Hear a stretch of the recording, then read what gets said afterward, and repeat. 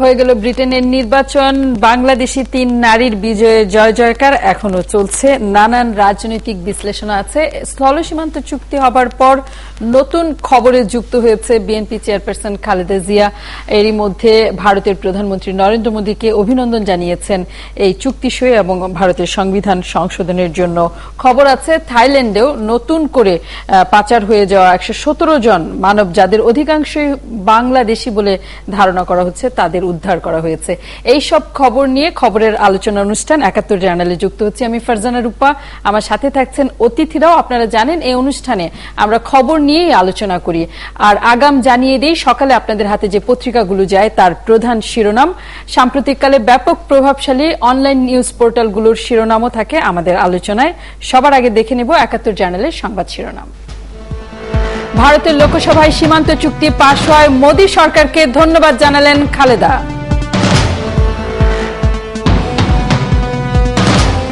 মুজিব ইন্দিরা চুক্তির কারণে শেষ পর্যন্ত লাভবান হয়েছে বাংলাদেশ, অভিমত প্রধানমন্ত্রীর। থাই জঙ্গল থেকে 91 বাংলাদেশি সহ 117 জনকে উদ্ধার করেছে দেশটির পুলিশ। দেশের উপার্জনক্ষম সব মানুষকে আগামীতে করের আওতায় আনা হবে, জানালেন অর্থমন্ত্রী। ঢাকা টেস্টে বাংলাদেশকে 328 রানে হারিয়ে সফরের শেষটা নিজেদের করে নিল পাকরা।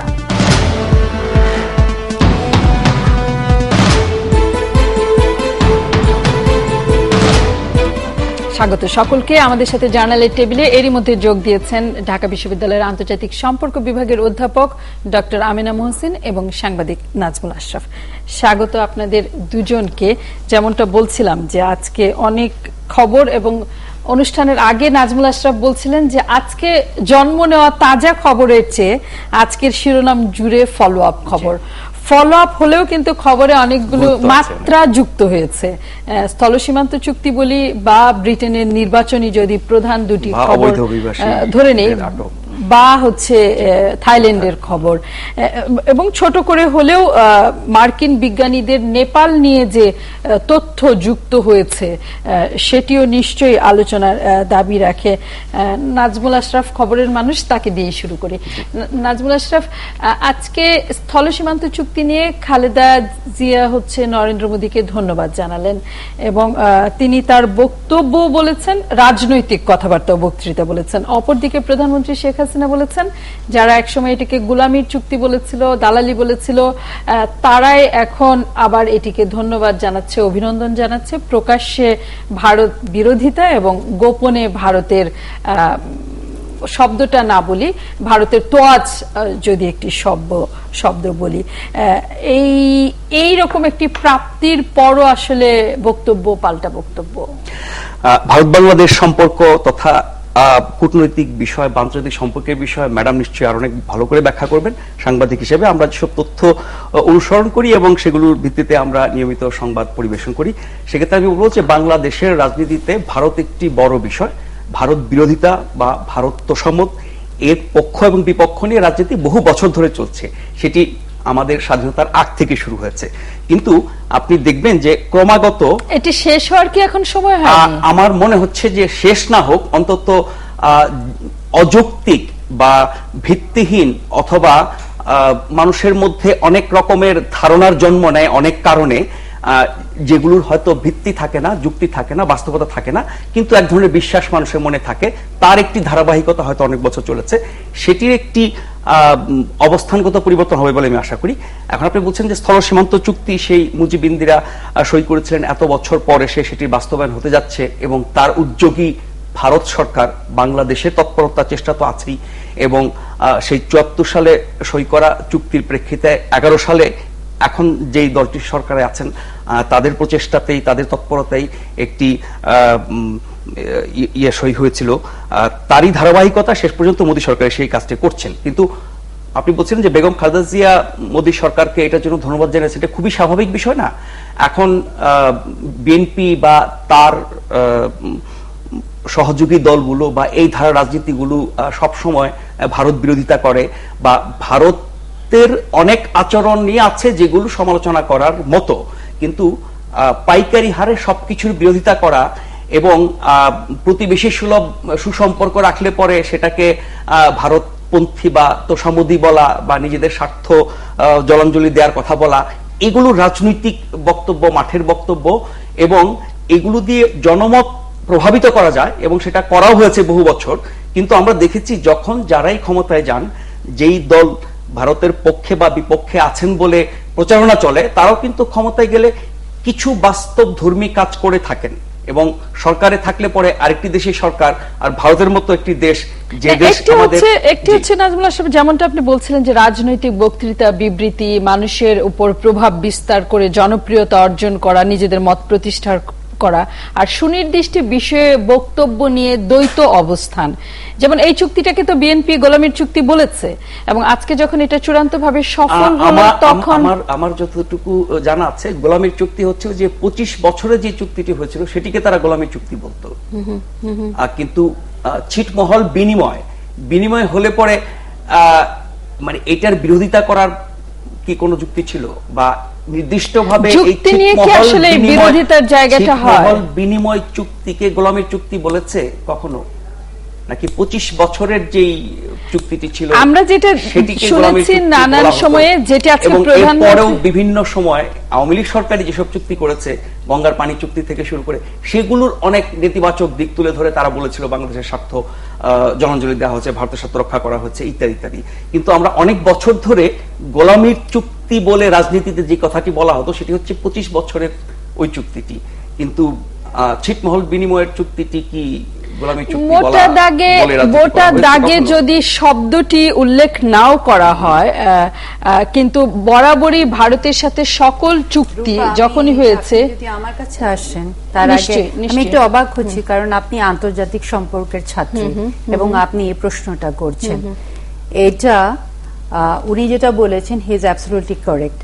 এই ভাষণটা আমিও শুনেছি, এবং আমি শুধু আমার কলিগসদের সাথে না, যারা ভারত বাংলাদেশ নিয়ে অনেক বছর ধরে গবেষণা করছেন এবং এই সমস্তর সাথে একদম ওতপ্রোতভাবে জড়িত, এবং বাংলাদেশে একদম নাম করা একাডেমিক্স, তাদের সাথেও কথা বলে এসেছে। এটা কখনো এই চুক্তিকে বলা হয়নি। এটা খুব স্পেসিফিক্যালি ওই ভারত বাংলাদেশ মৈত্রী চুক্তি যেটা উনি বলছেন। এবং না না প্লিজ আমাকে আমি ছোট করে একটু যুক্ত করি, কখনোই গোলামীর চুক্তি বলা হয়নি। কখনো কি এই চুক্তিটাকে সাধুবাদও জানানো হয়েছিল? সাধুবাদ কি, এটা তো BNP was all along a party to it. Rupa, আমি সেজন্য অবাক হচ্ছি, কারণ আপনি আন্তর্জাতিক সম্পর্কের ছাত্রী, আপনার তো এটা জানার কথা। আপনি যদি ইন্ডিয়া বাংলাদেশ রিলেশনস পড়ে থাকেন, ডিপ্লোমেসি পড়ে থাকেন, ফরেন পলিসি পড়ে থাকেন, all along BNP was a party to it, এবং এটা একটা আন্তর্জাতিক আইনের মধ্যেই পড়ে। যখন আপনি একটা, বাংলাদেশ তো এটা রেটিফাই করেই ফেলেছিল, রেটিফাই করে ফেলার পরে তো এখানে সাধুবাদ জানাবারও কিছু নেই, এটাকে ছেড়ে দেওয়ারও কোনো কিছু নেই। এখানে 92-তে তো নেগোশিয়েটও করেছে। এখানে বেরুবাড়ি যখন নেগোসিয়েশন হচ্ছিল, বিএনপি ওয়াজ ইনভলভড। আমিনা মুহসিন, বরাবরের রাজনৈতিক বিশ্লেষক হিসেবে আপনারও নিশ্চয়ই বরাবর নজরে পড়েছে না আমার বিএনপির ভারত বিরোধী অবস্থান, ভারত বিরোধী অবস্থান এবং ইস্যু ভিত্তিক অবস্থানের মধ্যে একটা তফাৎ আছে। আমি মেনে নিচ্ছি যে হ্যাঁ, বিএনপি কতগুলো জায়গায় ভারতকে বিরোধিতা করেছে, সেটা বিএনপি শুধু না, এটা বাংলাদেশের জনগণের জেনুইন কনসার্নস ছিল। পানি চুক্তি নিয়ে ছিল, বা এখনো বর্ডার নিয়ে আমাদের জেনুইন কনসার্নস আছে, এগুলো নিয়ে কোনো দ্বিমত নেই। কিন্তু মানে আমি আপনাকে স্মরণ করিয়ে দিতে চাচ্ছি, বিকজ আপনি আন্তর্জাতিক সম্পর্কেরই ছাত্রী, সেখানে ভারত বাংলাদেশ চুক্তির আর্টিকেল 9 নিয়ে পার্টিকুলারলি এটা ধরা হয়েছিল, যেখানে আপনি, if I am not wrong, এবং ওই আর্টিকেলে ছিল একটা পার্টিকুলার ক্লজ ছিল, যেটা ভারত এবং সোভিয়েত ইউনিয়নের মধ্যে যে মৈত্রী চুক্তি আছে, সেটারই এক ধরনের প্রতিফল, মানে দেখা যায় যে এক ধরনের, যে যদি কোনো ধরনের অ্যাটাক হয়, এটা একটা ভিন্ন ইয়ে। আমি ওখানে যেতে চাচ্ছি না। যেসব আশঙ্কার কারণে ওই চুক্তি বিরোধিতা করা হচ্ছে তার কোনো কিছুই কিন্তু ঘটেনি, নাম্বার 1। এবং আমি স্বীকার করে নিচ্ছি, আমি তো বলছি যে ওগুলা কোনোটাই ঘটেনি, কিন্তু ওই একটা পার্টিকুলার ক্লজকে ধরে অনেক ধরনের বিশ্লেষণ এবং অ্যানালিসিস গেছে। আমরাও ছাত্র অবস্থায় যখন ওই চুক্তিটা পড়েছি, আমি প্লিজ একটু শেষ করি, যখন আমরা student, I am sure you have also studied that,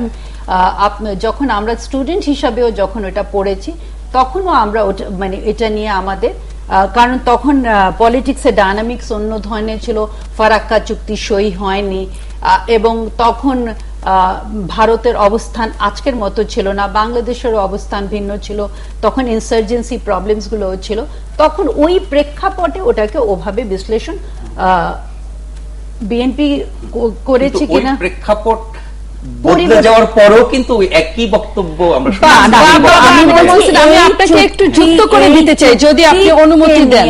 আপনি যদি অনুমতি দেন, যে জায়গাটাতে আমি বিস্মিত হচ্ছি, পার্টিকুলার একটা চুক্তিকে যদি গোলামির চুক্তি বলাও নাও হয়, বাংলাদেশকে যে বারবার ভারতের কাছে বিক্রি করে দেওয়া হচ্ছে, বরাবর এই জাতীয় কথা তো বিএনপি বলে আসছে এবং সেটা সেই স্ট্যান্ডবাজি রাজনীতি তারা করেছে।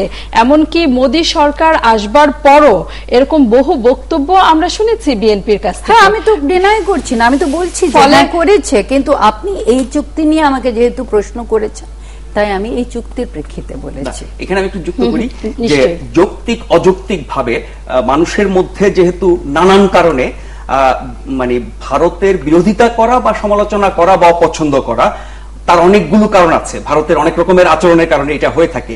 মানুষের ওই সেন্টিমেন্টটাকে, মানুষের ওই মানসিকতাটাকে কাজে লাগিয়ে বিএনপি এবং এই জাতীয় আরো অনেকগুলো দল বহু বছর এই ভারত বিরোধিতা বলে এবং এই ভারত কার্ড খেলে নির্বাচনে জিতেছে, রাজনীতির মাঠ গরম করেছে, অনেক কিছু করেছে। সেখানে অনেক কিছুই হয়তো অযৌক্তিক ছিল এবং অনেক কিছুর ভালো দিককে আপনার অবজ্ঞা করে খারাপ দিকগুলোকে অনেক বেশি করে বড় করে তুলে ধরা হয়েছে, অনেক কিছুর অপব্যাখ্যা করা হয়েছে। এবং যখনই যে সময় আওয়ামী লীগ ক্ষমতায় ছিল তখনই নানান রকমের এই বিষয়গুলোকে সামনে নিয়ে আসা হয়েছে যে আওয়ামী লীগ সরকার ক্ষমতায় বলে এগুলো হচ্ছে, হয়তো অন্য সরকারের সময় বাংলাদেশের স্বার্থ তার চেয়ে অনেক বেশি হানি হয়েছে। কিন্তু আওয়ামী লীগ সরকার থাকার কারণে ওই যে ঐতিহাসিক একটি ধারণা যে আওয়ামী লীগের সাথে ভারতের সম্পর্ক ভালো, সেই ৭১ মুক্তিযুদ্ধ থেকে শুরু করে বিভিন্ন সময়ের প্রেক্ষাপটে, ফলে ওগুলো সব আওয়ামী লীগের ঘাড়ে পড়েছে। আমি বলছি ওই ধরনের রাজনীতি যার মধ্যে কোনো তথ্য নেই, যুক্তি নেই, বাস্তবতা নেই, সেই রাজনীতির দিন শেষ হয়ে আসছে এবং যেগুলো একেবারে স্পষ্ট সাধারণ মানুষের কাছে, সেগুলো নিয়ে এখন ওই ধরনের মেঠো বক্তৃতা দেওয়ার সুযোগ বোধ হয় আর আপনার কি সেই কারণেই কি খালেদা জিয়া ধন্যবাদ জানালেন এই প্রসঙ্গে? এই চুক্তি বাস্তবায়ন করতে যাচ্ছে বলে মোদী সরকার বা ভারতকে ধন্যবাদ জানানো কেন? তারা যখন জয়লাভ করেছিল তখন তো শুধু ধন্যবাদ না, অনেক বেশি উল্লসিত হয়েছিল এবং তাদের অনেক প্রত্যাশা ছিল অনেক রকমের পরিবর্তন হবে ভারত সরকারের, কিন্তু সেই বিষয়গুলো হয়নি। সরকার বদলেছে, দল নতুনটা এসেছে, তাদের সম্পর্কে মানুষের যে ধারণা বিজেপি, কিন্তু তাদের কাজকর্ম তো দেখে মনে হচ্ছে যে অন্য অনেক দলের চেয়ে, কংগ্রেসের চেয়ে তারা কোন অংশেই কি খারাপ কিছু করছে, বাংলাদেশের স্বার্থ সংশ্লিষ্ট বা আমরা যদি সরাসরি আওয়ামী লীগের সাথে সম্পর্ক ধরি, এই সব কিছুই তো আর উন্নতির দিকে যাচ্ছে, অবনতিত হচ্ছে না, যে আশঙ্কাটি বিএনপি বা আওয়ামী লীগ বিরোধী রাজনৈতিক মহলের আশঙ্কা যেটা ছিল। আমরা একটা বিরতি নিয়ে ফিরে আমিনা মোহসিন, আপনার আরো কথা নিশ্চয়ই আমরা শুনবো। আপনারা থাকুন আমাদের সাথে ৭১ জার্নালে খবরের আলোচনায়।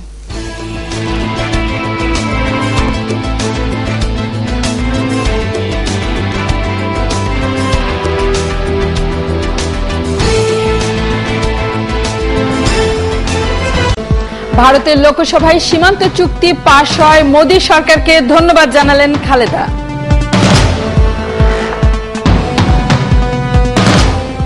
মুজিব ইন্দিরা চুক্তির কারণেই শেষ পর্যন্ত লাভবান হয়েছে বাংলাদেশ, অভিমত প্রধানমন্ত্রী। থাই জঙ্গল থেকে ৯১ বাংলাদেশি সহ ১১৭ জনকে উদ্ধার করেছে দেশটির পুলিশ। দেশের উপার্জনক্ষম সব মানুষকে আগামীতে করের আওতায় আনা হবে, জানালেন অর্থমন্ত্রী। ঢাকা টেস্টে বাংলাদেশকে ৩২৮ রানে হারিয়ে সফরের শেষটা নিজেদের করে নিল পাকরা।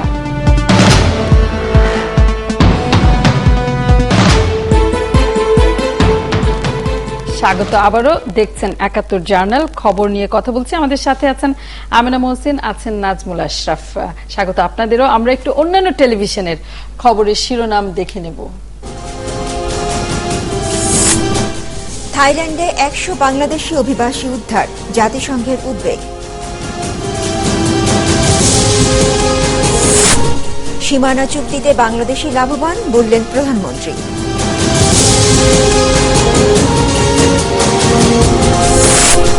ব্রিটেনের অভিবাসী ইস্যুতে বাংলাদেশিদের শঙ্কা, আশার আলো 3 কন্যা। শেষ টেস্টে পাকিস্তানের সান্ত্বনার জয়। থাইল্যান্ডের জঙ্গল থেকে এবার 91 বাংলাদেশি সহ 117 অভিবাসীকে জীবিত উদ্ধার। সমুদ্রপথে মানব পাচার বেড়ে যাওয়ায় জাতিসংঘের উদ্বেগ। আটকে পড়াদের উদ্ধারে সরকার তৎপর রয়েছে, জানালেন পররাষ্ট্র প্রতিমন্ত্রী। স্থল সীমান্ত বিল পাশের পর এবার তিস্তা চুক্তি সইয়ের ব্যাপারে ইতিবাচক মনোভাব দেখাবে ভারত। মোদি মমতার অনির্ধারিত বৈঠকে ইঙ্গিত। কৃষককে এখন আর সারের জন্য আন্দোলন করে গুলি খেতে হয় না, কৃষকের ঘরেই সার পৌঁছে দেওয়ার ব্যবস্থা করেছে সরকার, বললেন প্রধানমন্ত্রী। রাজধানীর মালিবাগে বাড়ি দেবে 12 জনের মৃত্যুর রেশ না কাটতেই নতুন করে নির্মিত হচ্ছে বাঁশ টিনের ঝুঁকিপূর্ণ বাড়ি। কর্তৃপক্ষের দায়িত্বহীনতাকে দুষছেন এলাকাবাসী। কক্সবাজারে সৈকতের 120 কিলোমিটার ঝাউবন চলে যাচ্ছে প্রভাবশালী ও রোহিঙ্গাদের দখলে। পরিবেশবাদীরা উচ্ছেদের দাবি জানালেও বন বিভাগের জবাব দায়সারা। এবং দখল আর ভাঙাচোরার কারণে পায়ে হেঁটে চলা দেয় রাজধানীর ফুটপাতে। পথচারী বান্ধব করতে উদ্যোগ নেওয়ার দাবি নতুন নগরপিতাদের কাছে। আমরা ছিলাম আলোচনায়, আমিনা মহসিন বিরতির মধ্যেই বলেছেন, কথা বলতে চান যে বিষয়টি আসলে আমি আলোচনায় তুলতে চেয়েছি। ভারত বাংলাদেশ সম্পর্কে রাজনৈতিক দল হিসেবে, বড় রাজনৈতিক দল হিসেবে বিএনপির অবস্থানকে কখনো কখনো মনে হয়েছে ডাবল স্ট্যান্ডার্ড। এটি ছিল আমিনা মহসিন আমার বক্তব্য, আমার আলোচনার বিষয়ে। দেখুন, এটা আমি এখানে একটা জিনিস বলতে চাই যে দেখেন, ঐতিহাসিকভাবে আমরা এটা দেখে এসেছি। এখন মোদী সরকার আসার পরে কিন্তু জিনিসটা পরিবর্তন হয়ে গেছে।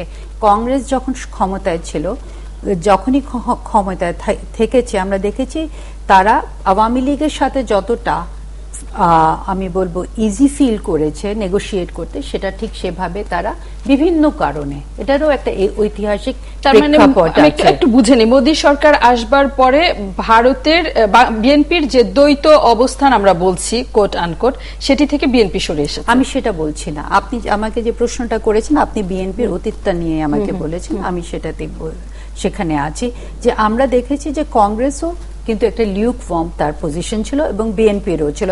এবং দেখেন বিএনপিরও একটা, এগুলোর প্রত্যেকটারই একটা ঐতিহাসিক কারণ আছে। কারণ 71-এ বাংলাদেশে আওয়ামী লীগ এই আমাদের স্বাধীনতা যুদ্ধের আমরা জানি যে লিড দিয়েছে। তারপরে বিভিন্ন ধরনের মতাদর্শ, সেকুলারিজম, এই বিভিন্ন ইয়েতে, মানে এই ইতিহাসে আমি যেতে চাচ্ছি না, এখানে সেই সময়টাও নেই ইতিহাসে যাওয়ার। এখন হ্যাঁ, বিএনপি ভারতের কতগুলো ইস্যুতে, অনেকগুলো ইস্যুতে অপোজ করেছে এবং যে ইস্যুসগুলো অপোজ করেছে সেটা নিয়ে ধরেন সেখানে আমার মনে হয় সেগুলো আওয়ামী লীগেরও জেনুইন কনসার্নস ছিল। অপোজ করেছে না, নানান সময় নানান অপপ্রচারও চালিয়েছে, যেমন দেশ বিক্রি করে দেওয়া, উলু দিয়ে হচ্ছে দিন শুরু করা, আজানের বদলে উলু দেওয়া, এরকম, বা গোলামির চুক্তি, নানান সময় এই কথাগুলো গোলামির চুক্তি, এই চুক্তি নিয়ে বলা হয়নি, অন্য চুক্তি নিয়ে বলা হয়েছে। ওটা শুধু বিএনপি বলেনি, অন্যরা। এখানে কিন্তু আমি বিএনপি কে ডিফেন্ড করতে বসিনি। আমরা অবস্থান বিশ্লেষণ করছি, একদম আমি একদমই আমার পজিশন এখানে ইয়ে করছি যে এখানে এটা শুধু বিএনপি পজিশন ছিল না, এটা অনেকজন, বামপন্থীদেরও পজিশন ছিল এবং বাংলাদেশের জনগণের, যেটা উনি বলছেন যে বাংলাদেশের জনগণের মধ্যেও এক ধরনের বিভ্রান্তি, উনি বলেছেন বিভ্রান্তি তৈরি করা হয়েছিল। এবং ধরেন এটা যদি আওয়ামী লীগেরও কিন্তু এই কনসার্নস গুলো ছিল, আওয়ামী লীগ হয়তো ওভাবে ব্যক্ত করেনি। যেরকম ফারাক্কা নিয়ে I am sure Awami League কখনো কম্প্রোমাইজ করতো না, কারণ আওয়ামী লীগ তো আফটার অল বাংলাদেশের স্বার্থটাই দেখবে। আমি ক্ষমা চেয়ে নিচ্ছি, আপনাকে থামাতে হচ্ছে। আমরা একটু ব্রিটেনে যেতে চাই, সেখানে ডাউনিং স্ট্রিটে বিক্ষোভ শুরু হয়েছে। সহকর্মী তানভীর ঠিক এই জায়গাটাতে আবার আমরা আপনার কাছে ফিরবো। তানভীর, আপনি আমাকে শুনতে পাচ্ছেন? জি, শুনতে পাচ্ছি ফারজানা রূপা। এই মুহূর্তে কি হচ্ছে, কিসের বিক্ষোভ? ব্রিটেনেও নাকি ভোট চুরি হয়? ব্রিটেনে আসলে ভোট চুরির অভিযোগ দিয়েছেন। আপনি দেখতে পাচ্ছেন আমি ডাউনিং স্ট্রিটের সামনে দাঁড়িয়ে আছি, ডেভিড ক্যামেরনের প্রধানমন্ত্রীর কার্যালয় এটি, এবং দেখুন আমার পাশেই নিরাপত্তা রক্ষীদের বেষ্টনী এবং সমস্ত এলাকা জুড়ে কিন্তু পুলিশি কর্ডন আপনারা যদি লক্ষ্য করেন। এই পুলিশি কর্ডনটির মূল কারণ হচ্ছে ঠিক ডাউনিং স্ট্রিটের উল্টো পাশে আমরা দেখতে পাচ্ছি যে অসংখ্য বিক্ষোভকারী আজকে এখানে এসে জড়ো হয়েছেন। তাদের একটাই দাবি, এই সরকার আসলে ব্রিটিশ জনগণের জন্য যোগ্য সরকার নয়। এই ব্রিটিশ সরকার এনএইচএস এর ব্যবস্থাকে অর্থাৎ ন্যাশনাল হেলথ সার্ভিসেস টাকে ঢেলে সাজাতে ব্যর্থ হয়েছে এবং অর্থনৈতিক মন্দা থেকে ব্রিটেনকে তারা উঠে আনাতে পারবে না। তো তারা চায় যে ডেভিড ক্যামেরন সরকারের উৎখাত চায়, এমনটাই স্লোগান দিচ্ছে। আপনি ঠিক দেখুন 10 নম্বর ডাউনিং স্ট্রিট এই কর্নারে যদি আপনারা দেখবেন অসংখ্য মানুষ বিক্ষোভ করছে, সেখানে পুলিশি কর্ডন দেয়া আছে।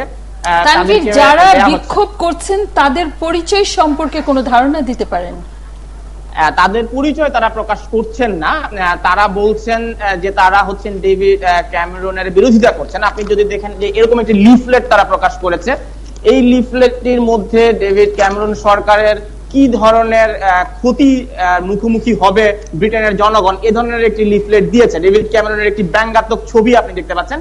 এই ক্যামেরনের একটি ব্যঙ্গাত্মক ছবি ওনারা এখানে ছেপে ডেভিড ক্যামেরন সরকার, ওরা বলছেন না আমরা, ওরা যে লেবার পার্টির সমর্থক এটিও তারা স্বীকার করছেন না, কিন্তু ওরা এন্টি টরি সমর্থক বলেই আমরা ধারণা করছি। কিন্তু ঠিক এর উল্টো পাশে আমি একটু ধারণাই পেতে চাই। আমরা ছবিতে দেখতে পাচ্ছি পুলিশের উপস্থিতি এবং ডাউনিং স্ট্রিট, সেখানে এক ধরনের উত্তেজনা, সেটি বেশ বোঝা যাচ্ছে। তানভীর, আপনি লন্ডনে দীর্ঘদিন ধরে আছেন, সাংবাদিকতা করেন, ডাউনিং স্ট্রিটে এইরকম বিক্ষোভ কি হরহামেশাই হয় নাকি এটি একটি ভিন্ন ধরনের ঘটনা? দেখুন, ডাউনিং স্ট্রিট এটি একটি গণতন্ত্র এবং সহনীয় গণতন্ত্রের একটি দেশ। এখানে সাধারণ মানুষ তাদের প্রতিবাদ জানাতে পারেন। ডাউনিং স্ট্রিটের সামনে এই বিক্ষোভটি আসলে অস্বাভাবিক কোনো ঘটনা নয়, আপনি ঠিকই বলেছেন। কিন্তু ভোটের পরপরই ভোট বিরোধিতা করার এই ঘটনাটি গত নির্বাচনে আসলে ঠিক এমনটি চোখে পড়েনি আমাদের। আমি গত 2010 সালের নির্বাচনের উদাহরণ যদি দেই, 2010 সালেও ডেভিড ক্যামেরন সরকার গঠন করেছেন, জোট সরকার গঠন করে, তখন কিন্তু আমরা এমন বিরোধিতা দেখিনি। এই সরকার যখন দ্বিতীয় মেয়াদে একক সংখ্যাগরিষ্ঠতা নিয়ে ডাউনিং স্ট্রিটে প্রবেশ করলেন, তখনই কিন্তু এই বিক্ষোভের মুখোমুখি পড়েছেন। এবং আপনি জানেন যে ন্যাশনাল হেলথ সার্ভিস নিয়ে বড় ধরনের চ্যালেঞ্জের মুখোমুখি হয়েছেন। আমরা কিছুক্ষণ আগে কয়েকজন ব্রিটিশ নাগরিকের সাথে কথা বলছিলাম, তারা কিন্তু সবচেয়ে বেশি গুরুত্ব দিয়েছেন ইউরোপিয়ান ইউনিয়ন থেকে ব্রিটেনের বের হওয়া বিষয়টি, কিন্তু ডেভিড ক্যামেরন স্পষ্ট করেননি। তিনি রেফারেন্ডাম দেবেন, কিন্তু তার নিজস্ব মতামতটি আসলে কি, তিনি কি ব্রিটেনকে ইউরোপীয় ইউনিয়ন থেকে বের করে নিয়ে আসতে চান, এই বিষয়ে কিন্তু স্পষ্ট মতামত নেই। তিনি জানতে চেয়েছেন ব্রিটেনের মানুষ গণভোটে যেটি সিদ্ধান্ত দেবে সেটাই হবে ব্রিটেনের চূড়ান্ত সিদ্ধান্ত। অন্যদিকে 0 আওয়ার কন্ট্রাক্ট, আপনি জানেন যে একজন নাগরিক হিসেবে কাজ করতে গেলে তাকে একটি নির্দিষ্ট ঘন্টা সময়ে চুক্তিবদ্ধ হতে হয়, কিন্তু 0 আওয়ার কন্ট্রাক্ট মানে হচ্ছে আপনি সারাদিন চুক্তিবদ্ধ হবেন, ঠিক কত ঘন্টা আপনি কাজ করবেন সারাদিনে সেটি কোনো নিশ্চয়তা দেবে না। তানভীর, নির্বাচনের আগে আমরা এই বিষয়ে অনেক কথা শুনেছি, তথ্য শুনেছি, আমার ধারণা আমাদের দর্শকদেরও মাথায় আছে ইস্যুগুলো। আপনার কাছে আরেকটু ছোট করে জানতে চাইবো, আপনি যেমনটা বলছিলেন যে ভোটের পরের দিন এই ধরনের বিক্ষোভ, চাঞ্চল্য কিছুটা অস্বাভাবিক। নির্বাচনে জয়ের পর ক্যামেরনের সরকার গঠন প্রক্রিয়ায় এই ধরনের বিক্ষোভ কোনো ধরনের প্রভাব ফেলতে পারে কিনা, কোনো সুযোগ আছে কিনা, বা ভোট নিয়ে এই বিক্ষোভকারীদের কোনো ধরনের অভিযোগ আছে কিনা? না, ভোট নিয়ে বিক্ষোভকারীদের অভিযোগের আসলে গুরুত্ব নেই। এইটি একটি সহনীয় গণতন্ত্রের দেশ। এখানে সাধারণ মানুষ যেমন তাদের ভোটাধিকার প্রয়োগ করেছেন। আপনি দেখুন ঠিক ডাউনিং স্ট্রিটের পাশেই হচ্ছে হোয়াইট হল, সেখানে সমস্ত ব্রিটেনের নাগরিকরা এসে জড়ো হয়েছেন, তারা ভিক্টরি উৎসব পালন করছেন। তো স্বাভাবিকভাবেই আপনি দেখুন একদিকে বিজয় উৎসব, ঠিক তার উল্টো পাশে বিক্ষোভ সমাবেশ। তো একদিকে বিজয় উৎসবে কিন্তু মানুষের ঢল আমরা দেখেছি, সেখানে লম্বা লাইনে দাঁড়িয়ে। আপনি দেখুন, আমি একটু যদি ক্যামেরাটি ঘুরাই, আপনি দেখুন এই রাস্তা ধরে সামনে গেলে কিন্তু হোয়াইট হল। এই হোয়াইট হলের সামনে অসংখ্য শত শত মানুষ কিন্তু ডেভিড ক্যামেরনকে শুভেচ্ছা জানাতে ভিক্টরি র্যালিতে যোগ দিচ্ছেন। আর আমার ঠিক সামনের দিকে উল্টা পাশে কিছু সংখ্যক মানুষ, এখানে খুব শত শত মানুষ বলা যাবে না, হয়তো 100 জন মানুষ বা 150 জন মানুষ প্রতিবাদ করছেন। কিন্তু অন্যদিকে আপনি দেখুন কয়েক হাজার মানুষ কিন্তু এসে জড়ো হয়েছেন ভিক্টরি সমাবেশে। তাহলে এখানে আমরা সাধারণভাবে অনুমান করতে পারি যে কিছু সংখ্যক মানুষ এটি প্রতিবাদ করছেন এবং তাদের এই প্রতিবাদের ভাষা কিন্তু আক্রমণাত্মক। অনেক ধন্যবাদ তানভীর। নিশ্চয়ই এর পরে কোনো ঘটনা ঘটলে তার খবর আবার আমরা আপনার মাধ্যমে জানতে পারবো। অনেক ধন্যবাদ তানভীর আহমেদ। আমিনা মহসিন, এই প্রসঙ্গে কথা বলবো, তার আগে আমরা ভারত প্রসঙ্গটি, বিএনপির রাজনৈতিক দেখেন, আমি সেটাই বলছিলাম যে ধরেন বাংলাদেশের জনগণের কিছু লেজিটিমেট কনসার্নস ছিল, ফারাক্কা নিয়েছিল, ট্রানজিট নিয়েছিল, তারপরে ট্রেড নিয়েছিল। আমাদের তো ট্রেডের বিরাট একটা ইমব্যালেন্স আছে এবং এটা খুবই স্বাভাবিক যে ধরেন একটা মানে আমরা যেটা বলি যে আমরা সবসময় একটা স্মল স্টেট একটা ইনসিকিউরিটিতে আমরা ভুগেছি, যেটার কিন্তু তেমন কোনো কারণ ছিল না, কারণ বাংলাদেশের এত বিশাল একটা জনসংখ্যা আছে এবং সোশ্যাল ডেভেলপমেন্ট ইন্ডিকেটরস আমরা কিন্তু ভারত থেকে অনেক ভালো করছি। সো সেইটাকেই বিএনপি ক্যাপিটালাইজ করেছে, থেকে কনসার্নস গুলোকে সে ক্যাপিটালাইজ করেছে। এবং আমি এটা আমি স্বীকার করে নিচ্ছি যে বিএনপি ভারত কার্ডটা প্লে করেছে।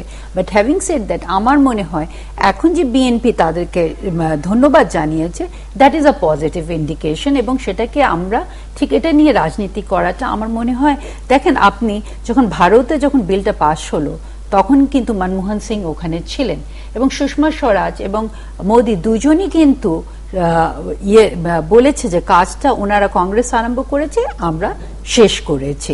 সো আমার মনে হয় কি একটা সময় এসেছে যেখানে একটা জায়গায় মানুষের এই জায়গাটায় আমিনা মহসিন, আমরা কি কেউ নিশ্চয়তা দিতে পারি যে বিএনপি আর ভারত বিরোধী কার্ড প্লে করবে না? কার্ড প্লে করা অর্থে জেনুইন কজের সমালোচনা করা বা বিরোধিতা করা এক ধরনের বিষয়, আরেকটা হচ্ছে কার্ড প্লে করা। এই জায়গায় রাজনীতিতে তো এইরকম কোনো নিশ্চয়তা দেওয়ার সুযোগ নেই। ফলে বিএনপি বিরোধী যারা, তারা তো এটি নিয়ে রাজনৈতিক বক্তব্য দিবে। আসলেই মানুষ কার্ড প্লে করে, ইস্যুস ছাড়া তো শূন্যস্থান থেকে তো কার্ড প্লে করে না, তাই না? সো আমাদের সেটা দেখার জন্য ভবিষ্যতে অপেক্ষা করতে হবে। নাজমুল আশরাফ, না, সবসময় যে শুধু ইস্যু নিয়ে কার্ড প্লে করেছে এবং জেনুইন ইস্যু নিয়ে করেছে তা কিন্তু না। আমি সংক্ষেপে যদি বলি যে আপনি 91, 96, 2001, 2008 এই 4টি নির্বাচনে দেশ জুড়ে যে প্রচারণা হয়েছে বেগম খালেদা জিয়া সহ বিএনপির শীর্ষ পর্যায়ের নেতাদের এবং বিএনপির জোটভুক্ত জামাত সহ অন্যান্য অনেকগুলো দলের, তারা পাইকারি হারে এত বছর ধরে একটি কথা বলে আসছে, সেখানে কোনো পার্টিকুলার ইস্যু ছিল না যে আওয়ামী লীগকে ভোট দিলে ভারত হয়ে যাবে বাংলাদেশ ভারতের অঙ্গরাজ্য হয়ে যাবে, বাংলাদেশ ভারত দখল করে নিয়ে যাবে, বাংলাদেশে ইসলাম থাকবে না, মসজিদ থাকবে না, উলুধ্বনি হবে। এই কথাগুলো কিন্তু বেগম খালেদা জিয়ার মতো শীর্ষ পর্যায়ের নেতাদের মুখ থেকে আমরা শুনেছি, তখন কিন্তু কোনো পার্টিকুলার বিষয় নিয়ে না। ফলে আওয়ামী লীগ ভারত এই বিষয় নিয়ে যে ধরনের ভারত বিরোধী রাজনীতি নির্বাচন আসলে পরে বিএনপি এবং তার সহযোগী দলগুলো করে, অন্য সময় সেটা করে না, ক্ষমতায় গেলে আবার অন্যটা করে, আবার কোন কোন ক্ষেত্রে নির্দিষ্ট কোনো বিষয় নিয়ে কোনো মন্তব্য বা প্রতিক্রিয়া দেয়। এই সামগ্রিক বিষয়টাকেই বোধহয় রূপা বলতে চেয়েছেন যে সব বিরোধিতার জায়গাটা হচ্ছে ওই জায়গাটায় না। আমার এবং নির্বাচন আসলে পরে বেশি করে করার কারণ হচ্ছে যে মানুষকে এক ধরনের বিভ্রান্তির মধ্যে ফেলে দেওয়া। এই ইস্যুগুলো ছিল বলে এগুলো করতে পেরেছে। ইস্যু কি ছিল আসলে? কি আপনারা সেই সময় মসজিদে না সেটাই জন্য তো আমি কার্ড প্লে করেছে এই শব্দটাই ব্যবহার করেছি এবং আমার মনে হয় ইট ওয়াজ আ পলিটিক্যাল রেটরিক, এটা উচিত হয়নি এ ধরনের। কারণ আমি কখনো মানে এ ধরনের পলিটিক্সের আমি জানি না আপনারা মানে আপনি যদি আমার কখনো লেখাও পড়ে দেখেন, এগুলোকে আমি প্রচন্ডভাবে সমালোচনা করেছি যে এই ধরনের পলিটিক্স হতে পারে না, যে দেশ বিক্রি হয়ে যাবে বাংলাদেশে। এটা বাংলাদেশের জনগণ তো আর দেশ বিক্রি হতে দিবে না, এটা আওয়ামী লীগও করবে না, এটা এগুলো সব পলিটিক্যাল রেটরিক লেভেলে।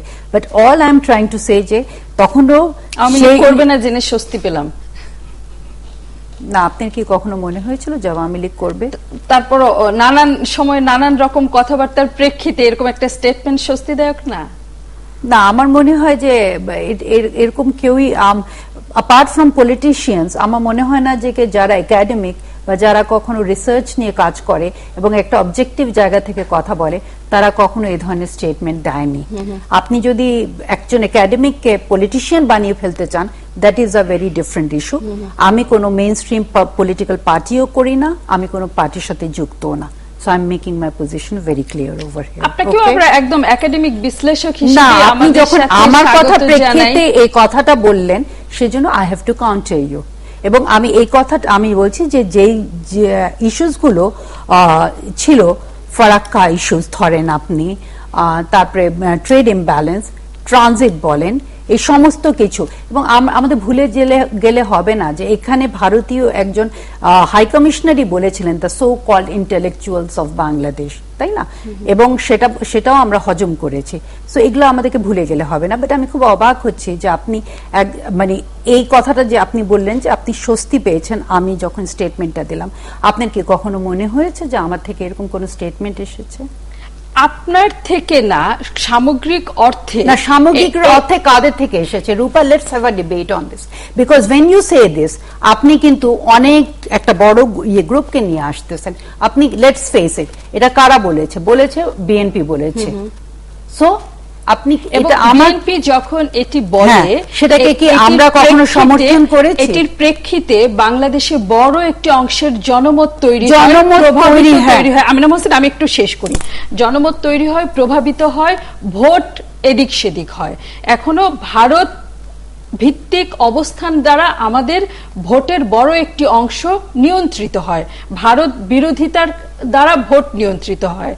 ফলে যখন আপনার মতো একাডেমিশিয়ানরা দায়িত্ব নিয়ে বক্তব্য দেন, সেটা অনেক বেশি স্বস্তিকর। এটিকে কোনোভাবে আক্রমণাত্মক উপলব্ধি হিসেবে নেওয়ার কোনো সুযোগ নেই আমিনা মহসিন। এবং আপনারা যখন এই জাতীয় কথা বলেন, তখন যারা হচ্ছে মিথ্যা ভাষণ দিয়ে এই ধরনের ভোট প্রভাবিত করেন। বাংলাদেশে মিথ্যা ভাষণ is a culture, Rupa, let's face it. আপনি অন্য কিছু বলবেন আমাকে? ভারত বাংলাদেশ সম্পর্কের মিথ্যা ভাষণ আমাদের ইস্যু ছিল না, আমরা ভারত নিশ্চয়ই- অনেক ব্যাপারে মিথ্যা ভাষণ দেওয়া is a culture. It has become a part of political মিথ্যা ভাষণের, আসলে মিথ্যা বক্তব্যের, গণমাধ্যমে মিথ্যা অপপ্রচারের দীর্ঘ তালিকা আছে। অমিত শাহের সাথে টেলিফোন আলাপের ইতিহাস Exactly, আছে, আছে, অনেক অনেক কিছুই রকমের আছে। বক্তব্য আছে। সেটা নিয়ে নিশ্চয়ই আমরা আরো কথা বলার সুযোগ পাবো। আমাদের সাথে বিরতি নিতে হবে। আবার বিরতির পর যুক্ত হবেন মেজর অবসরপ্রাপ্ত এমদাদুল ইসলাম। উনি মিয়ানমারের বাংলাদেশের সাবেক মিশন প্রধান, আমাদের চট্টগ্রাম স্টুডিও থেকে।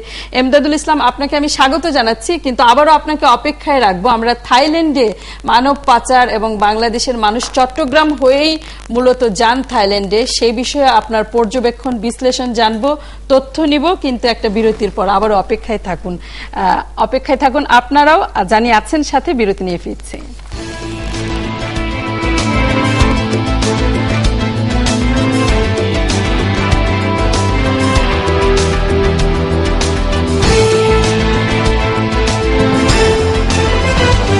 দেখছেন ৭১ জার্নাল। আবারও স্বাগত জানাচ্ছি। আছেন ডক্টর আমিনা মহসিন, নাজমুল আশরাফ, এবং চট্টগ্রাম থেকে আমাদের সাথে যুক্ত হয়েছেন মেজর অবসরপ্রাপ্ত এমদাদুল ইসলাম, নিরাপত্তা বিশ্লেষক, সাবেক কূটনীতিক।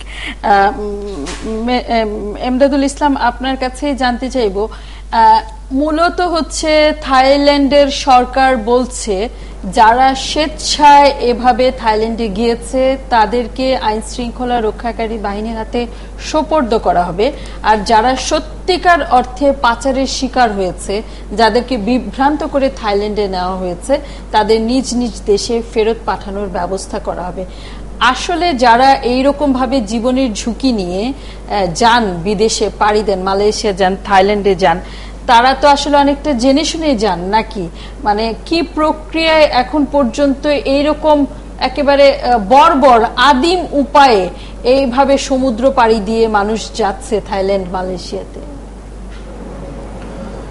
ধন্যবাদ ফারজানা রূপা। এতক্ষণ পর্যন্ত আমি আসলে অধ্যাপিকা আমিনা মহসিন এবং সৈয়দ নাজমুল আশরাফের প্রাণবন্ত আলোচনা শুনছিলাম। নাজমুল আশরাফের নামের শুরুতে সৈয়দ নেই, এমদাদুল ইসলাম। সৈয়দ বলাটা কিন্তু ভালো, চট্টগ্রামের জন্য। যাই হোক, এখন এতক্ষণ আমরা যে প্রাণবন্ত আলোচনা শুনেছি, এটার মধ্যে পক্ষ বিপক্ষ ছিল। এখন আমি যে কথাগুলি বলবো, এখানে আমার মনে হয় বিপক্ষের খুব একটা বেশি তেমন সুযোগ নেই। এটা হলো বাস্তবতা।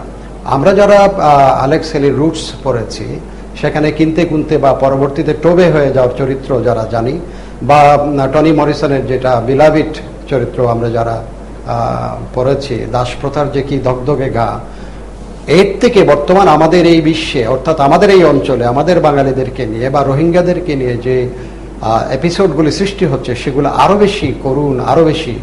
আপনি আমাকে প্রশ্ন করেছেন যে এটা কিভাবে হচ্ছে, এরা কিভাবে প্রলুব্ধ হচ্ছে, বা থাইল্যান্ড গভর্নমেন্ট বলেছে স্বেচ্ছায় আসা বা অনিচ্ছায় আসা, এই দুটার মধ্যে তফাৎ করেছেন। বাট এখানে বাস্তবতা হচ্ছে বাংলাদেশের এই অঞ্চল থেকে, বিশেষ করে দক্ষিণাঞ্চল থেকে এবং মিয়ানমারের আরাকান অঞ্চল থেকে দলে দলে মানুষ প্রলুব্ধ হয়েছে। তাদের কেন প্রলুব্ধ করা হলো, কিসের জন্য প্রলুব্ধ করা হলো? প্রলুব্ধ করা হলো যে তোমরা যদি বিনা পয়সায় তোমাদেরকে মালয়েশিয়া নিয়ে যাবো, বিনা পয়সায় তোমাদেরকে থাইল্যান্ডে নিয়ে যাবো, ভালো চাকরি দেওয়া হবে। এখানে দুটা জিনিস আছে।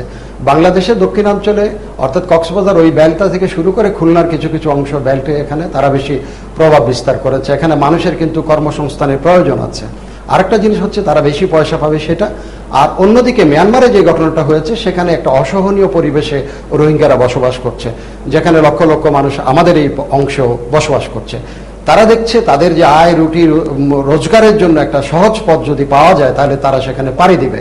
সেটা সাগর হতে পারে, সেটা মহাসাগর হতে পারে, সেটা এমদাদুল ইসলাম, আমরা যে চেহারাগুলোকে দেখি, বিপন্ন চেহারা, যারা ওখানে যান বা কাজ করেন, আসলে কি তারা অর্থনৈতিকভাবে খুব লাভবান হন? আমি সেই এলাকায় ঘুরেছি, টেকনাফে, রোহিঙ্গা অধ্যুষিত এলাকায়। মানুষের জীবনযাত্রার মান এত নিম্ন, বিদেশে গেলেই কি পরে তারা কোনো উন্নতি করতে পারে? একেবারে একেবারে আপনি সত্য।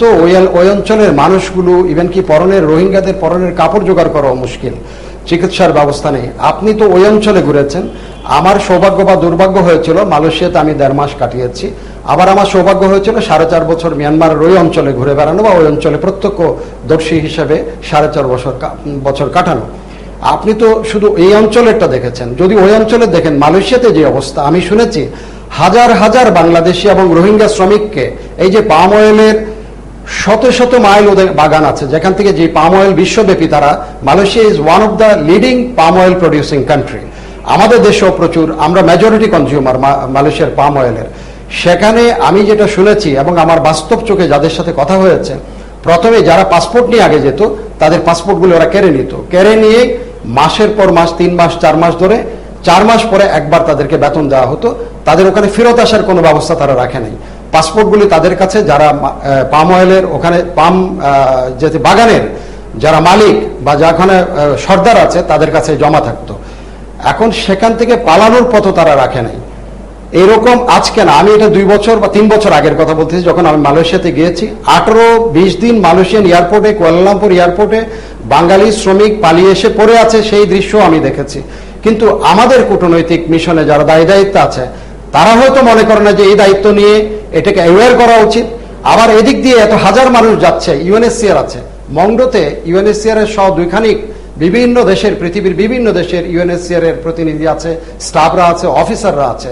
তারা কিন্তু এটা জানে, কিন্তু তারা জেনেও এই দায়িত্ব কখনো নেয় না যে এই হাজার হাজার মানুষ, অসহায় মানুষগুলোকে ভিক্টিমাইজ করা হচ্ছে। আমি আপনার কাছে সুনির্দিষ্টভাবে আপনার পরামর্শ জানতে চাইবো। আজকে পুলিশের আইজিপি বলেছেন 3 জন পাচারকারীকে এরই মধ্যে নিহত হয়েছে 3 জন পাচারকারী, এবং তারা পুরো পরিস্থিতি শিগগিরই নিয়ন্ত্রণে আনতে পারবে। কি করলে পরে এইরকম অমানবিক অবস্থায় মানুষ পাচার রোধ হবে? আমি পুলিশের আইজিপির এই কথার সাথে দ্বিমত পোষণ করছি এই কারণে, 3 জন যখন ইউএনডিপি বা জাতিসংঘ যখন ইউএনএইচসিআর যখন রিপোর্ট করলো যে বিগত 5 থেকে 6 মাসে বা বিগত বছরটাতেই 1 বছরেই 25,000 মতো এদেশের মানুষ বা রোহিঙ্গা মানুষ পাচার হয়েছে, তাহলে এই যে 25,000 মানুষ যে পাচার হলো, তখন পুলিশ কোথায় ছিল? তখন আমাদের আইন শৃঙ্খলা রক্ষাকারী বাহিনীরা কোথায় ছিল? তাদের কাছে কোনো তথ্য ছিল না যে এই মানুষগুলি কারা পাচার করছে? আজকে যখন এই তথ্যটা আসলো যে ওখানে 92 জনকে জীবিত উদ্ধার করা হলো, গণকবর আবিষ্কার করা হচ্ছে, তখন কেন আমরা সাথে সাথে এদের ধরা পড়লো এবং তারা নিহত হলো?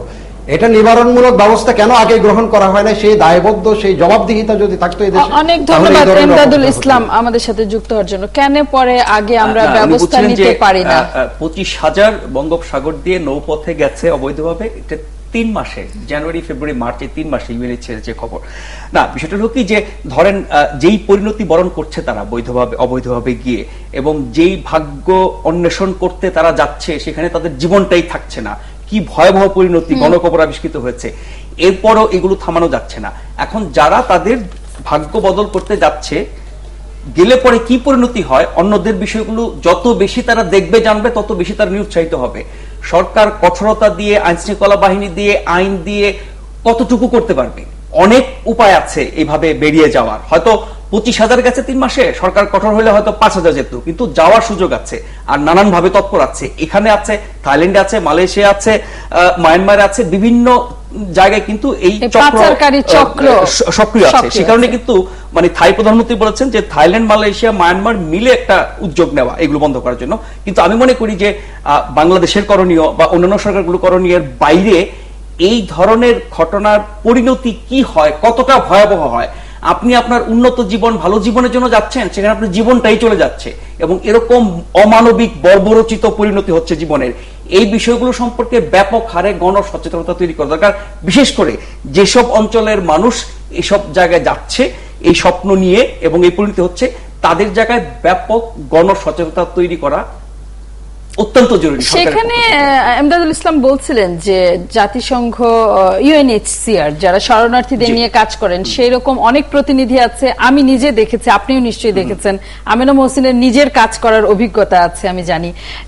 তাদের অনেক বড় প্রতিষ্ঠান আছে, শক্তিশালী কাঠামো আছে। তারা কতটুকু কার্যকর সেটা নিয়ে অনেক প্রশ্ন আছে, বিভিন্ন ঘটনায় আমরা দেখেছি। কিন্তু আমি বলছি কি যে বাংলাদেশের দিক থেকে যদি করণীয়, যে কক্সবাজার থেকেই তো যাচ্ছে মূলত, এবং তাদের কক্সবাজার হয়ে যাচ্ছে বা কক্সবাজার থেকেও যাচ্ছে, কারণ রোহিঙ্গাদের একটা বড় অংশ এখানে আছে। তো ফলে বাংলাদেশের দিক থেকে যদি আমরা ঠেকাতে পারি, তাহলে আমাদের মানুষগুলোর এই নির্মম পরিণতি হবে না। সেই জন্য আমি মনে করি যে জনসচেতনতা খুব জরুরি। আইন কানুন কঠোরতা দিয়ে অনেকখানি ঠেকানো যাবে, কিন্তু পুরোপুরি বন্ধ করা যাবে না।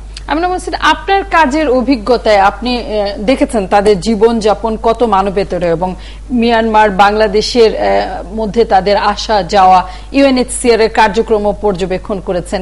কি করলে পরে আসলে মৃত্যুর হাত থেকে এই জাতীয় মানুষকে বাঁচানো সম্ভব, আদৌ সম্ভব কিনা? কারণ তারা যে জীবনযাপনটা এখানে করেন সেটাও তো আসলে অসহনীয়ই।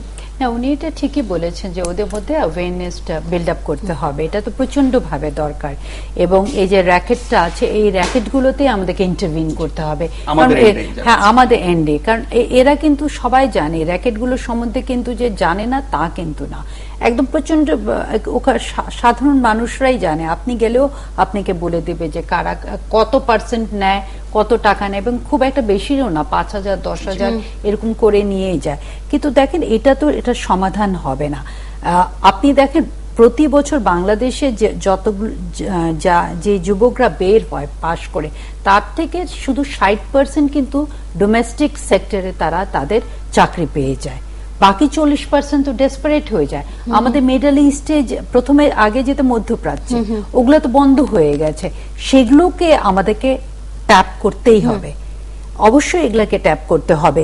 এবং এখানে যেটা হয়েছে, আমরা মালয়েশিয়ার সাথে যেটা গভর্নমেন্ট টু গভর্নমেন্ট লেভেলে স্টার্ট করেছিলাম, ওখানে কিন্তু অল্প সংখ্যক যাচ্ছে, এবং মালয়েশিয়ান সরকার যে বন্ধ করেছে সুনির্দিষ্ট অভিযোগ দিয়েছে যে এখানে প্রাইভেট সেক্টরে প্রচন্ডভাবে ইররেগুলারিটিস হচ্ছে। এই যে সেক্টরগুলোতে ইররেগুলারিটিস হয়েছে, সৌদি আরব বন্ধ করেছে, কুয়েত বন্ধ করেছে, ইউএই বন্ধ করেছে, প্রত্যেকটাতে কিন্তু অ্যালিগেশনস ছিল যে এখানে ইররেগুলারিটিস এর কথা আছে। এবং এই সরকার কিন্তু সৌদি আরব বলেন, আপনি কুয়েত বলেন, ইউএই বলেন, ওগুলো তো এখনো ঠিক খুলে যায়নি। দেখেন, আমি যদি আপনাকে একটুখানি বলতে পারি, মানে প্রাইভেট অর্গানাইজেশনের মাধ্যমে যাওয়া আসাটা কমে গেছে। সৌদি আরবে ধরেন এক সময় যেহেতু 50,000 থেকে 1 লক্ষ, এখন যাচ্ছে সৌদি আরবে মাত্র 5,000 থেকে 7,000। কিন্তু নিরাপদে যাচ্ছে। হ্যাঁ, নিরাপদে একটা যাচ্ছে, কিন্তু নিয়মের মধ্যে দিয়ে না, যাচ্ছে, কিন্তু কম আগে খরচে আগে যাচ্ছে। যারা যেত ওরা কিন্তু অনিরাপদে যেত না। কিন্তু আমি বলছি যে বাজারগুলো বন্ধ হয়ে গেছে কারণ প্রচন্ড ভাবে এখান থেকে প্রাইভেট সেক্টর গুলো ইরেগুলারিটিস করেছে। তারপরে ইউএই তো আমরা জানি যে একসময় নাম্বার ওয়াজ 1.5 লাখের মতো, এখন এসে গেছে 10,000 থেকে 12,000 এসে ঠেকেছে। সো আমাদের যে মানে ধরেন এমন তো না যে, এবং মালয়েশিয়াতে আমরা জানি ওদের অনেক ডিমান্ড আছে কিন্তু ওরা নিচ্ছে না বিকজ অফ ইররেগুলারিটিস। গভর্নমেন্টকে কিন্তু ইন্টারভিন করতে হবে যে এই প্রাইভেট সেক্টরে যে ইররেগুলারিটিস আছে সেখানে এসে কিন্তু ইন্টারভিন করতে হবে, এবং এখানে আমাদেরকে দেখতে হবে যে র্যাকেটগুলোকে বন্ধ করতে হবে। আর মালয়েশিয়া থেকে যে অভিযোগগুলো এসেছে সেটার মধ্যে একটা হলো যে যতটা তাদের চাহিদা, মানে ওরা যতজনকে নেবে তার চেয়ে অনেক বেশি চলে যাচ্ছে। সো ওরা তো ওটা অ্যাবজর্ব করে না। এবং আমরা এটাও জানি যে মালয়েশিয়া, থাইল্যান্ড এগুলো কিন্তু এখানে যে ধরনের গভর্নমেন্ট, এগুলো কিন্তু ঠিক মানবাধিকার রক্ষার জন্য ওদের কোনো অন্য দেশের তৃতীয় শ্রেণীর নাগরিকের মানবাধিকার রক্ষা নিয়ে, মানে আমরা না মাইগ্রেশন কোর্সে রূপা আপনি নিশ্চয় খেয়াল আছে আমরা একটা শব্দ ব্যবহার করে থাকি ডেনিজেন্স। সে মানে এরা কিন্তু একদম একটা ঘেটোয়াইজ লাইফ লিড করে, এটা কোনো মানুষের জীবন না। সো এখানে মানে আনলেস এই চক্রটাকে বন্ধ করতে হলে তো আপনাকে ইররেগুলারিটিস বন্ধ করতে হবে। এবং ওখানে যে কাউন্সিলরসরা আছে, যেরকম আপনার হয়তো খেয়াল আছে মালয়েশিয়া থেকে কিন্তু একবার একজন কাউন্সিলরকে ফেরত পাঠানো হয়েছিল, এবং ওনাকে কিন্তু ফেরত পাঠানো হয়েছিল, আবার মালয়েশিয়ার কিন্তু ওনার সাথে একজন যুক্ত ছিল, ওনাকে কারাগারে 5 বছরে কারাগার দেওয়া হয়েছিল। কিন্তু যেনাকে ফেরত পাঠানো হয়েছিল ওনাকে কি করা হয়েছিল সেটা আমরা কিন্তু জানি না। আপনি বলবেন একটু যুক্ত করে নিয়ে, আপনি যে প্রচারণার কথা বলেছেন, আমার টেকনাফে ঘুরবার অভিজ্ঞতা বলে তাদের কাছে কেবল টিভি লাইন নেই, টেলিভিশন নেই, রেডিও অ্যাক্সেস নেই, তারা এখনো মিয়ানমারের ভাষাতেই কথা বলে বা আঞ্চলিক ভাষায় কথা বলে, ফলে কিভাবে আসলে তাদেরকে আপনি ঠিক বলেছেন যে ওই জনগোষ্ঠীর কাছে হয়তো গণমাধ্যম পৌঁছাচ্ছে না। সেই জন্য আমি বলছি যে সরকারের মেকানিজমে নির্দিষ্ট এলাকার নির্দিষ্ট সংগঠন বা বেসরকারি সংগঠন বা অন্য কোন দল বা সামাজিক সংস্থা কোন না কোন মাধ্যমে ওই মানুষগুলোর কাছে এই ভয়াবহ পরিণতির কথা জানাতে হবে, তাহলে পরে তারা। আমি একটু অ্যাড করতে চাচ্ছি, ইন্টারন্যাশনাল অর্গানাইজেশন অফ মাইগ্রেশন তো আছে, তারপরে আমরা জানি বেসরকারি কিছু ওখানে কাজ করতো, সেগুলো আবার কিন্তু গভর্নমেন্ট বন্ধ করে দিচ্ছে নিরাপত্তার মানে কারণে। সো আমার মনে হয় যে কিছু কিছু এনজিওস কে এখানে পারমিশন দেওয়া উচিত। এনজিওর মোড়কে কিন্তু অনেক অপকর্ম, না আবার আমি অনেক এনজিও জানি যারা রোহিঙ্গা রিফিউজি ইয়েতে ওরা ভালো কাজ কর্ম করছে, আমাদের অনেক জঙ্গিবাদী সংগঠন, সেটা তো না কিন্তু ভালো মন্দটা তো ডিফারেন্সিয়েট করতে হবে, এটা তো কোনো অজুহাত আমরা দেখেছি অনেক এনজিওর আবরণে জঙ্গি তৎপরতাও হয় না, সেটা একটা কথা। কিন্তু এমনও এনজিও আছে যারা শুধু গবেষণার সাথেই জড়িত, না নিশ্চয়ই তাদেরকে তো অন্তত ওখানে গিয়ে এই কাজগুলো করতে দেওয়া। এই যে মালয়েশিয়া যে অবৈধভাবে এত পরিমাণে লোক যাচ্ছে বা এই চক্র সক্রিয় হচ্ছে, তার একটি বড় কারণ আপনি খেয়াল করেছেন, ডেইলি স্টার ধারাবাহিকভাবে এটার উপরে অনুসন্ধানী প্রতিবেদন ছাপছে। তার একটি পর্বে আজকের ইস্যুতেই আমি দেখলাম, ওখানে বলেছে কি যে বৈধভাবে মালয়েশিয়াতে চাকুরির যে সুযোগ আছে সেটি সরকারি বা বেসরকারি উদ্যোগে কাজে লাগানো যাচ্ছে না বলে অবৈধ পথে পাচারটা বা যাওয়ার তৎপরতাটা প্রবণতাটা বেড়ে গেছে। খুবই স্বাভাবিক, আমি দেখেছি প্রতিবেদনটি এবং নিঃসন্দেহে খুবই কাজের।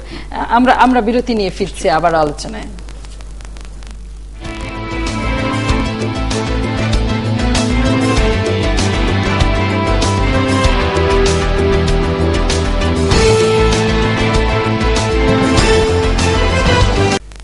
স্বাগত, আবারও ধন্যবাদ সাথে থাকবার জন্য। কথা বলছি আমেনা মহসিন এবং নাজমুল আশরাফের সাথে। আমাদের হাতে এসে পৌঁছেছে খবরের কাগজ, সংবাদ ভোরের কাগজ সবার আগে। নাশকতার সিংহভাগ মামলারই তদন্ত কাজ এখনো শেষ হয়নি, জুনের মধ্যে সম্ভব নাও হতে পারে চার্জশিট প্রদান। কি প্রসঙ্গ? বিএনপি জামাত জোটের লাগাতার অবরোধ হরতাল কর্মসূচিতে সারা দেশে 1775টি মামলা দায়ের, 125টি মামলার চার্জশিট, বাকি 1650টি মামলার চার্জশিট জুনের মধ্যে দেওয়ার নির্দেশ। হাসিনা সোনিয়ার ফোনালাপ, ভারত প্রসঙ্গ, থাইল্যান্ডের জঙ্গল থেকে আরো বাংলাদেশি সহ মানুষ উদ্ধারের খবর, ছবি সহ চট্টগ্রামে আইএস কর্মী আটক। সমুদ্রপথে মানব পাচার বেড়ে যাওয়ার ঘটনায় জাতিসংঘের উদ্বেগ। নিউ ইয়র্কে বাংলাদেশি দম্পতি গ্রেপ্তার, চুরির অভিযোগে গ্রেপ্তার। সেই গোলামির চুক্তিতে আজ বাংলাদেশ লাভবান, গাজীপুরে কৃষি বিশ্ববিদ্যালয়ের প্রধানমন্ত্রী। পরের পত্রিকা আমাদের অর্থনীতি। মোদির সফরে 12 চুক্তির প্রস্তুতি, স্থল সীমান্ত চুক্তি বাস্তবায়নের আনুষ্ঠানিক ঘোষণা, তিস্তা চুক্তির টাইম ফ্রেম ঘোষণা, ট্রানজিট নিয়ে সিদ্ধান্ত, নতুন করে $1 বিলিয়ন ঋণ। সোনিয়া গান্ধীকেও ধন্যবাদ হাসিনার। মন্ত্রিসভা গঠনে ব্যস্ত সময় পার করছেন ক্যামেরন। ইউ থেকে যুক্তরাজ্য বেরিয়ে যাওয়ার ঝুঁকি বাড়ছে। স্থল সীমান্ত চুক্তি বিলে 7 ভুল। আজ বিশ্ব মা দিবস। পরের পত্রিকা, আমরা পত্রিকাগুলো একটু দেখে নিয়ে নিশ্চয়ই কথা বলবো। বৈধ পথে সুযোগ কমে যাওয়ায় অবৈধ পথে, যেমনটা নাজমুল আশরাফ বলছিলেন, সাগর পথে বিদেশ যাওয়া প্রসঙ্গে মা দিবসের খবর, ক্যামেরনের মন্ত্রিসভা গঠনের খবর এবং হিজবুত তাহরিরের সংগঠক শরফুল আটক। চট্টগ্রামে আইএস সদস্য আটক বলে যে খবর বেরিয়েছে তারই একটি অংশ। পরের পত্রিকা বাংলাদেশ প্রতিদিন। বাণিজ্যে ব্যস্ত আওয়ামী লীগ, দলের খবর নেই, নেতারা সরাসরি ব্যবসার মালিকানায়। এটি হচ্ছে বাংলাদেশ প্রতিদিনের প্রধান শিরোনাম। মোদির সফরে ঢাকা দিল্লি 10 চুক্তির প্রস্তুতি। বাংলাদেশ প্রতিদিনটা যদি আবার দেখার সুযোগ হয়, বদলে গেছে। সালাউদ্দিন র‍্যাবের কাছে খালেদা জিয়ার আজকের বক্তব্য থেকে শিরোনাম প্রথম আলো অনলাইনে। গোলামি চুক্তির বিষয়টি ছিল অপপ্রচার, প্রধানমন্ত্রী। কাল চালু হচ্ছে বিনা খরচের ইন্টারনেট সেবা। এটি নিঃসন্দেহে একটি কার্যকর এবং সময়োচিত কাজ তথ্য প্রযুক্তি মন্ত্রণালয়ের, এবং দীর্ঘদিন ধরে আমরা এটি অপেক্ষায় ছিলাম। ফেনীতে স্বতন্ত্র সাংসদের অনুষ্ঠান পণ্ড করল আওয়ামী লীগ, যুবলীগ। জাহাঙ্গীরনগর বিশ্ববিদ্যালয়ের শিক্ষককে মারধর করল পুলিশ। এই খবরটি একটু ছোট করে বলতে চাই। আমি নিজে যখন 11টার সংবাদ সংযোগী ছিলাম, আমিও টেলিফোনে খবরটি পেয়েছি। জাহাঙ্গীরনগর বিশ্ববিদ্যালয়ের সাংবাদিকতা গণমাধ্যমের শিক্ষক সহযোগী অধ্যাপক রাকিব আহমেদ শারীরিকভাবে লাঞ্ছিত হয়েছেন। তার স্ত্রী বোধহয় পুলিশ কর্মকর্তা। সেই পরিচয় দেওয়ার পরও পুলিশ অনেকটা বিনা কারণেই তাকে আক্রমণ করে এবং দীর্ঘক্ষণ পুলিশ ফাঁড়িতে বসিয়েও রেখেছে। আমরা নিশ্চয়ই পরবর্তীতে আরো বিস্তারিত জানতে পারবো। গাড়ি থামাতে বলেন, গাড়ি থামানোর পর কাগজপত্র দেখেন এবং গাড়ি জব্দ করা হবে বলে জানান। আমরা জানি এরকম ঘটনাগুলো কিভাবে হয়, এবং আমি আমার সহকর্মীদের অনুরোধ করেছি এই বিষয়ে বিস্তারিত খবর জানানোর জন্য। সমকাল অনলাইন দেখতে পাচ্ছি আমাদের পরের তালিকায়। বিএনপি ভিক্ষুকের জাতি বানাতে চেয়েছিল প্রধানমন্ত্রীর অনুষ্ঠানে বিদ্যুৎ বিভ্রাট, 2 কর্মকর্তা বরখাস্ত। গোপালগঞ্জে কলেজ ছাত্রীকে এসিড নিক্ষেপ। এই ছিল মোটামুটি খবর। আমিনা মোহসিন, আপনাকে যে কয়েকটি বিষয় নিয়ে কথা বলবো বলে আজকে আমাদের সাথে যুক্ত হবার অনুরোধ ছিল, তার মধ্যে একটি ব্রিটেনের নির্বাচন। ব্রিটেনের নির্বাচনে বাংলাদেশি প্রার্থীদের বিজয় অনেক ভালো খবর, আমরা অভিনন্দন জানিয়েছি এবং গর্বিত। তার বাইরে আজকে তানভীর যে খবরটি বলছিল যে ব্রিটেনবাসীর একটি অংশ উদ্বিগ্ন ক্যামেরন সরকারকে নিয়ে, এটি একটি বিশ্লেষণের দাবি রাখে এবং আবারও কনজারভেটিভের ক্ষমতায় আসা, এটি আসলে কি ধরনের প্রভাব ফেলবে সাধারণ ব্রিটেনবাসীর উপর? দেখুন, ব্রিটেনে তো আমরা জানি ইলেকটোরাল সিস্টেমটা হলো first pass the post system. আপনি যদি সিট অনেক পেয়েছে, কিন্তু মানে আমরা জানি যে একদম সুইপিং ভিক্টরি, কিন্তু আপনি যদি দেখেন কনজারভেটিভদের ভোট কিন্তু 36.9% এবং লেবার্সদের ভোট 30.4% আসছে। এবং ইনফ্যাক্ট ইউকেআইপি বোধহয় একটা সিট পেয়েছে, না একটাই বোধহয় সিট পেয়েছে, আমি ঠিক জানি না, একটা না দুটো, 12.6% পেয়েছে। সো এগুলো আমাদেরকে মাথায় রাখতে হবে। তো এখানে যে 36.9% ভোট পেলো এবং এত সংখ্যাগরিষ্ঠ, মানে ফার্স্ট পাস দ্য পোস্ট সিস্টেমের এটা একটা মানে আমি সেটব্যাক হিসেবে দেখবো, সীমাবদ্ধতা। এখন দেখেন যে ইস্যুস গুলো নিয়ে তারা ডেমনস্ট্রেট করছে, এটা আমার মনে হয় যে মানে টোরি, আমরা তো কনজারভেটিভদেরকে টোরিজম বলে থাকি, টোরিজরা যে সরকার গঠন করতে চাচ্ছে প্রথম থেকেই যারা মানে এখানে যেহেতু আমার মনে হয় এখানে শুধু লেবার না, অন্যান্য গ্রিন পার্টি এবং অন্যান্য পার্টিজের সমর্থকরাও এটার মধ্যে জড়িত থাকবে। এখানে কিন্তু কোনো, আপনি একটা জিনিস লক্ষ্য করেছেন, ওদের যারা হেরে গেছে সব পার্টি প্রধানরাই কিন্তু দুঃখ প্রকাশ করে রিজাইন করেছে এবং তাকে প্রধানমন্ত্রীকে অভিনন্দন জানিয়েছে। তো এটা কোনো পার্টি উস্কানির ব্যাপার না। এইটা এখানে হলো যারা অন্যান্য পার্টিকে যারা ভোট দিয়েছে তাদের একটা চিন্তার জায়গাগুলো আছে, কারণ এগুলা তো মানে ব্রিটেনের জন্য এগুলা খুব কোর ইস্যু, যে হেলথ ইস্যুটা একটা খুব কোর ইস্যু তাদের জন্য। তারপরে ধরেন ওদের এক ধরনের জিরো আওয়ারের কথা বলছিলেন তানভীর, তারপরে ইউরোপিয়ান ইউনিয়নে ওরা থাকবে, রেফারেন্ডামের ব্যাপারগুলো। তো যারা তাদেরকে ভোট দেয়নি তারাই তাদের কনসার্ন গুলো এখানে নিচ্ছে। আর ওটা তো রেফারেন্ডামে মানে উনি তো বলেননি, উনি তো ওনার ব্যক্তিগত অবস্থান বলেননি, এবং উনি বলেছেন যে রেফারেন্ডামে এটা দেওয়া হবে, রেফারেন্ডামে হ্যাঁ বা না এর ভিতরে আসবে। এবং উনি খুব ক্লিয়ারলি কতগুলো কথা বলেছেন যে উনি ডিভলিউশন করে দেবেন পাওয়ারটা। সেটাও একটা কনসার্ন হতে পারে যে আপনি কতটুকু ডিভলিউশনটা করবেন। এবং আপনি দেখেন, আমি আপনারই এখানে কোনো পত্রিকার শিরোনামে দেখছিলাম যে লেবাররা হেরে যাওয়ার একটা কারণ হলো স্কটিশ মধ্যে তাদের ইয়েটা ছিল না, সমর্থন ছিল না। নাজমুল আশরাফ, এই বারবার তানভীর একটি শব্দ বলেছে, সহনশীল গণতন্ত্রের দেশ, সেখানেও মানুষ অসহিষ্ণু হয়ে উঠছে। এটা অসহিষ্ণুতা না, এটা হচ্ছে তার অধিকার, গণতান্ত্রিক অধিকার, যেটা তিনি বলছেন যে সহিষ্ণু গণতান্ত্রিক দেশ, কারণ 10টা লোকেরও ক্ষোভ প্রকাশ করার অধিকার আছে এবং সেটাই তারা করেছে। ম্যাডাম যেমনটা বলছিলেন যে দলগুলো হেরে গেছে লেবার পার্টি সহ, তারা তো পরাজয় মেনে নিয়ে তারা নেতৃত্ব ছেড়ে দিয়েছে, বিজয়ীদেরকে অভিনন্দন জানিয়েছে। এটা বহু বছরের সংস্কৃতি তাদের, গণতান্ত্রিক চর্চা। তো সেখানে তারা গিয়ে নিশ্চয়ই ওই নির্বাচন বা ফলাফলের বিরোধিতা বা বিপক্ষে বলার কথা না। যে বিষয়গুলোর কথা ম্যাডাম বলছিলেন যে সেইগুলো নিয়ে যারা উদ্বিগ্ন, সেই জনগোষ্ঠীর কিছু প্রতিনিধি হয়তো সেই কাজটি তারা করেছেন এবং তাদের সেই অধিকার নিশ্চয়ই আছে। আর যে বিষয়গুলো নিয়ে উদ্বেগ, সেই বিষয়গুলো উদ্বিগ্ন হওয়ার যথেষ্ট কারণ আছে এবং এই জনগোষ্ঠীর পক্ষ থেকে হয়তো কিছু সংখ্যক লোক সেটা সিম্বলিক প্রোটেস্ট করেছে বলে আমার ধারণা। পাশাপাশি তো ধরেন বিজয় মিছিল হচ্ছে, সেটিও আমরা পরিষ্কার খবর পেয়েছি। অনেক ধন্যবাদ আমিনা মহসিন, নাজমুল আশরাফ আমাদের সাথে যুক্ত হবার জন্য। ধন্যবাদ আপনাদেরও যারা এতক্ষণ সাথে থেকে শুনেছেন, আমাদের দেখেছেন। আগামীকাল দেখা হবে আবার একই সময়ে। ভালো থাকবেন।